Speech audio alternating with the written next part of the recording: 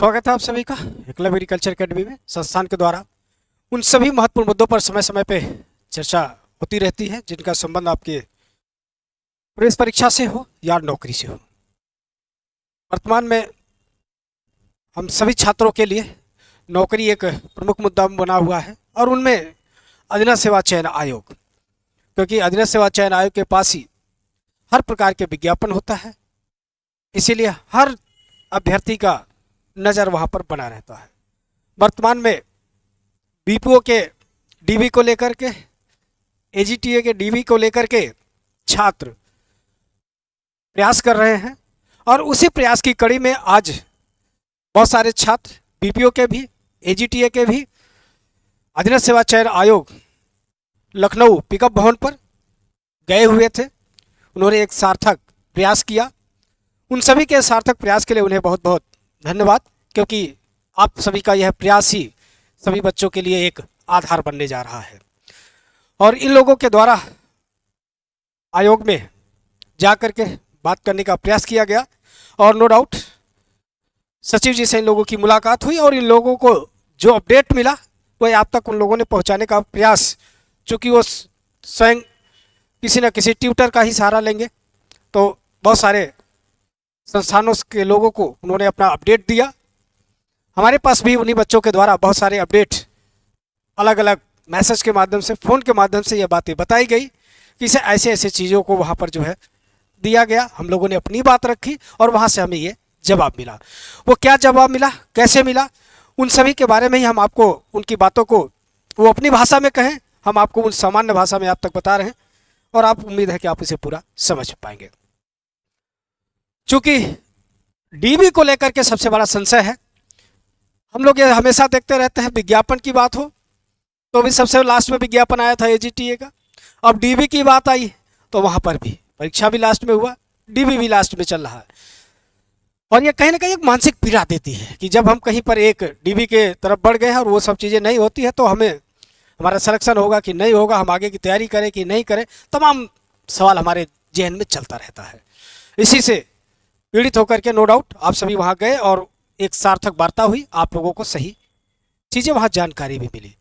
जानकारी के रूप में यहाँ पर देखें हमने वो लिखा भी है, सचिव जी से मुलाकात, डीबी ऑनलाइन फॉर्मेट तैयार, ठीक है, और एजीटीए नया विज्ञापन। इन दो मुद्दों पर सचिव जी का बयान था।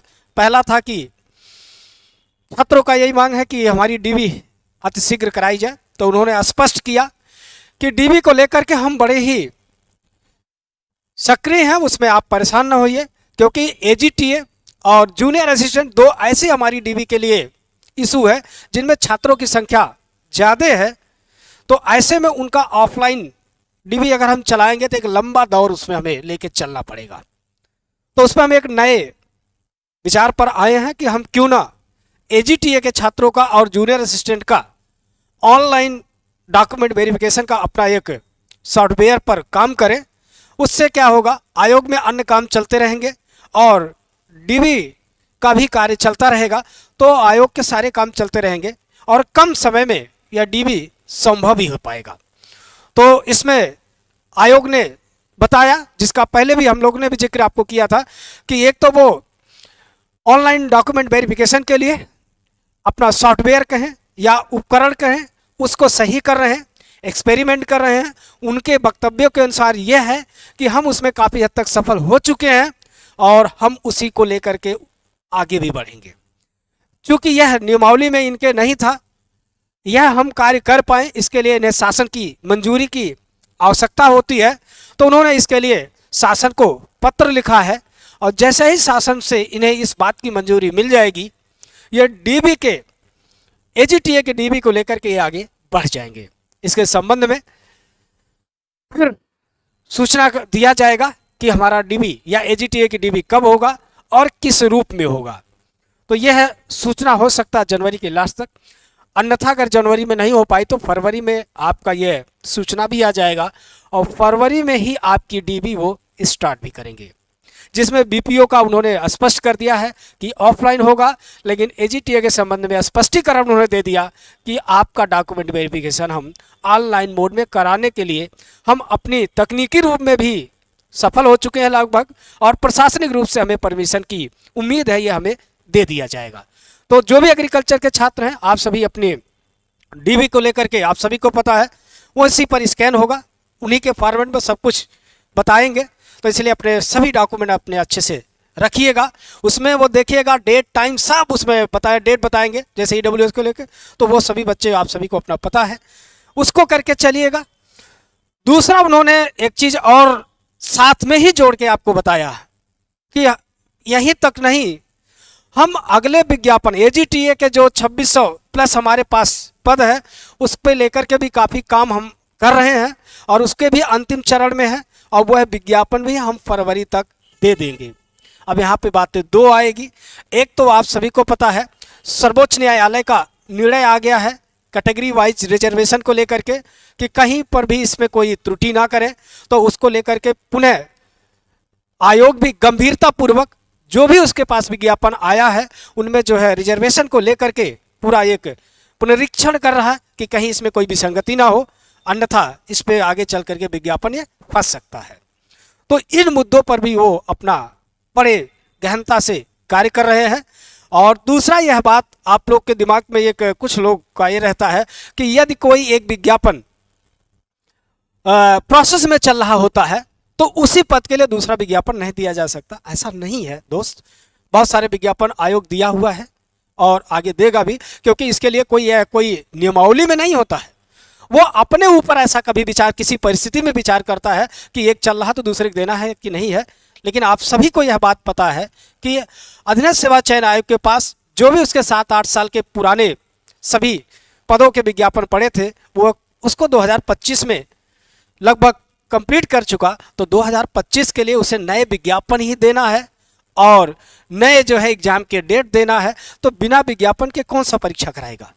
तो इसलिए इस बात से आप जो है वो ना हो, भ्रमित ना हो। फरवरी में आपको AGTA का 2600 प्लस आपको पोस्ट मिल जाएगा। इसलिए जो भी अभ्यर्थी इस परीक्षा के लिए अपनी तैयारी करना चाह रहे हैं, कोई गलती ना करें, अपने मन से अपने कार्य में पूर्ण रूप से तल्लीन हो जाएं। दूसरा इस बात का और ध्यान रखिएगा, क्योंकि जो UPSSC जो परीक्षा करा रहा है उसका जो पेपर का जो लेवल है, इसे आप मत भूलिए, क्योंकि ये जो लेवल आपने देख लिया है उसको ध्यान में रखते हुए अपनी तैयारी पर फोकस करिएगा। क्योंकि अगर हमारी तैयारी यहीं तक रहेगी जैसा पहले परंपरागत था, तो जो हाल इस वाले में 3446 में हुआ वहाँ पर भी देखने को मिलेगा। लेकिन हमें उम्मीद है आप लोग इससे जागरूक हुए होंगे। इसमें कुछ बातें हम आपको बता दे रहे हैं कि अपनी इस पे आगे मैं एक पूरा सेशन आपको दूंगा कि अपनी जो बच्चे अपने घर पे अपने लेवल पे अभी तैयारी कर रहे हैं, तो एग्रीकल्चर के जो भी आपके बुक्स हों उसको प्लस ध्यान रखिएगा, आप सभी को कुरुक्षेत्र, यह एक मैगजीन है, आप सभी को पता है भारत सरकार के द्वारा आती है। दूसरा योजना, ये तो प्रमुख रूप से आपको लेकर के पढ़ना होगा, क्योंकि इन सभी के माध्यम से एग्रीकल्चर की बहुत सारी जानकारियां आपको डाटा बेस्ड मिलती हैं। और आपने यही देखा जो 2025 के जुलाई का जो आपका एग्जाम हुआ है AGTA का, उनमें आपने अगर देखा होगा तो यहाँ से डाटा खूब उठे थे और योजनाओं को लेकर के सवाल जोड़ करके पूछा गया। और अगर आप थोड़ा सा कुरुक्षेत्र योजना के बारे में जानते हो तो इनके अध्ययन करेंगे तो यहाँ से आपके लिए बड़ा सार्थक होगा। साथ ही साथ आप जो है भारतीय अर्थव्यवस्था